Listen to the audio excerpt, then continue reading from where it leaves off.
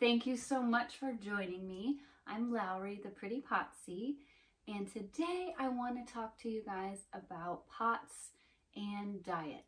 Ways that I have found that I can help my POTS through what I eat. I am ready today for my video. I have my electrolyte.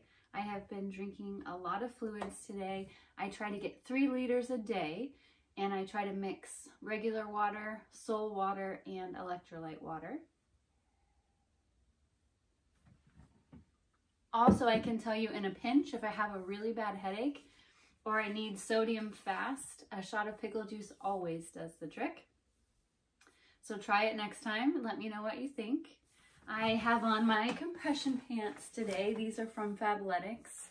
I love that they have the high rise, and it really helps hold my vessels and veins and keep the blood up and keep it where it's supposed to be so that I feel better and I don't have brain fog or headaches. But today I want to talk about diet. I've had POTS a little over 2 years and I have tried everything. I do not take medication for my POTS, and some days I feel so bad I would just do anything to feel better.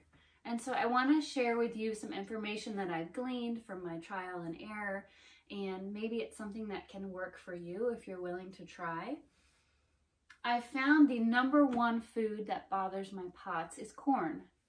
It doesn't matter if it's organic corn, if it's non-GMO corn, if it's GMO corn, if it's popcorn, dried corn, freeze-dried corn, corn chips. So many ingredients now have corn. If you look at the labeling at the grocery store, probably 60% of processed foods have corn. And that's because corn is so cheap and easy to produce. So the first thing that I have done for my diet is to cut out corn. And once you cut it out, if you try it again, you might notice how it makes you feel. I truly believe that it's because corn is so difficult to digest. And I also believe it might have something to do with it being genetically modified, the seed, to prevent insects from messing with the crops. So I do believe that corn is a big red flag, and it makes me feel really bad if I have corn. So that's the first thing that I learned to avoid. I then tried gluten-free. I heard a lot of success with people with POTS stopping and avoiding gluten. And so I cut gluten. And I've always felt better eating small meals even before I had POTS. But if you eat big meals, I'm going to tell you right away, you need to stop. You need to eat small meals and spread them out throughout your day. You want to make sure you're getting enough food so that the energy can boost you up, can help you fight fatigue, and can keep you going, because when you have POTS, your body's working really hard. Your heart is working in overtime. So you do need to have calories. But I believe it's what kind of calories you have equal how you're going to feel. So lots of small meals. I actually used to say that I would rather be hungry than full. And I think that's because when you have POTS and you eat a big meal, all of the blood that is in your head, which there's not much because a lot of the blood is pooling in our legs and our feet and even our stomachs, that blood is required to digest food. So we lose even more blood from our brains when we eat a big meal. It goes to our stomach to digest our food, and the veins and vessels in our stomach don't constrict properly to push it back up to our brain. So we don't feel good after we eat. So I would rather be hungry than full, because after I eat a big meal, I feel horrible. I just can't even explain to you how it feels. It's just like someone has sucked my brains. It's hard to talk, it's hard to stand, and even overstimulation occurs after I've eaten big meals. So eat really small meals, but make sure you are eating and you're getting enough nutrients to fuel your body. I then went on, after being gluten-free, I decided to try low carb, because a lot of corn and gluten is carby. And if it helps to avoid those two things, maybe if I avoided carbs altogether, I would feel better. And guess what? It worked. So now I try to avoid sugar and carbs, and I have found that it really helps. If I eat a sugary snack or something carby, I'm going to feel twice as worse as I do on days where I avoid it. And what I have found is the keto diet works for me. There's a lot of controversy surrounding the keto diet, but if you truly eat keto, you actually convert your body. It's called fat adapted. You convert your body to burn fat instead of carbohydrates as fuel. And I have found that when my body is fat adapted and I am burning fats, that those fats feed my brain and sort of fill in the deficit that I have from having POTS. I have found it's helped with brain fog, and it's helped me so much with my memory and just feeling better. So I try to get about 50 grams of protein a day and about 100 grams of fat. And that sounds absurd, especially when I'm already having 10 grams of sodium. But I will tell you, it helps me immensely. And I've really felt so much better being on a keto diet.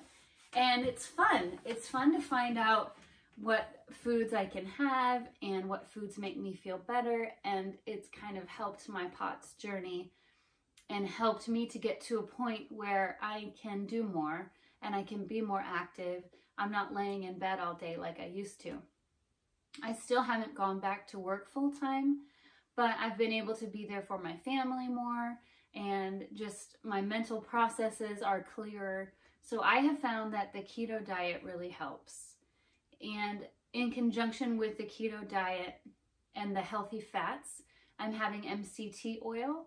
You can find it in an oil, you can find it in a powder, you can find bars that have MCT oil. But MCT oil is what I have to get my fat, and it also helps to feed my brain. So you've heard me talk about my fatty coffee. Every morning I have a fatty coffee, and when you have POTS, you have to be really careful with caffeine. Some POTSies cannot have caffeine at all. I have found that 1 cup is good. It helps give me that little boost of energy in the morning when I am really sluggish. It's hard for me to get out of bed. A lot of POTSies feel their worst in the morning. And so having that fatty coffee, it's just enough caffeine to kind of get me over the hump. But the fats that I have in the coffee, they give me energy well throughout when the caffeine has burned off. Try it for yourself. See what you think. You can put butter in your coffee. You can put MCT oil, but something in your coffee to make it fatty. I think it tastes really good. I couldn't imagine my coffee now without it. So, yeah, keto diet has really worked for me. But I recommend trial and error. I think that soy is also a big trigger for me. So I avoid soy as well. And I avoid legumes. Sometimes I'll have hummus or something that has garbanzo beans. I don't avoid it altogether.